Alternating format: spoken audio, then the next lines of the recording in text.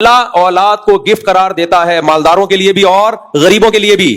یہ عجیب بات ہے, اللہ غریب کو اولاد دے اور کہے میرا گفٹ ہے, میرا تحفہ, اتنا بڑا تحفہ کہ 2 بکرے کاٹ, گنجائش نہیں ہے تو ویسی کھانا کھلا دے لوگوں کو.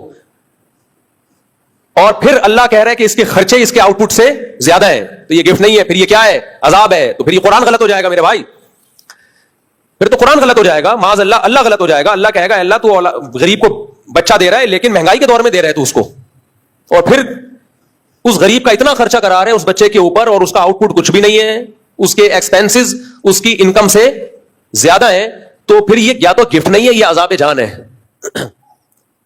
یا تیرا مطلب پھر کچھ اور ہے. تو اللہ کہے گا میرا مطلب کچھ اور نہیں ہے, میرا مطلب گفٹ کا گفٹ ہی ہوتا ہے, تحفے کا تحفہ ہی ہوتا ہے. لیکن اس کے ایکسپینسز جب عذاب جان بنتے, جب میں ایکسپینسز کا کی ذمہ داری لیے بغیر یہ گفٹ دیتا, میں یہ گاڑی اور بائک اس کو دے رہا ہوں, یہ کمپنی دے رہی ہے, اس کا سارا خرچہ کس کے ذمہ ہے, کمپنی کے ذمہ ہے. اس لیے اللہ نے کہا نحن نرزقکم وإیاہم, اولاد مت قتل کرو, نہ روکو, اس لیے کہ ہم بھی اس کو روزی دیں گے, اس کو بھی دیں گے اور تمہیں بھی دیں گے. سمجھ میں نہیں آ رہی بات؟ کسی لبرل سیکولر کی سمجھ میں نہ آئے تو سمجھ میں آتا ہے. جمعہ پڑھنے آتے ہو پھر بھی سمجھ میں نہیں آتا, تو پھر اپنی عقل کا علاج کراؤ, کیونکہ جمعہ کیوں پڑھنے آئے ہو؟ پیسے ملتے ہیں یہاں پہ,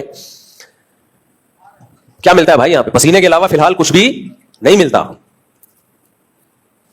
اس لیے آتے ہو, اللہ نے بولا ہے بھائی.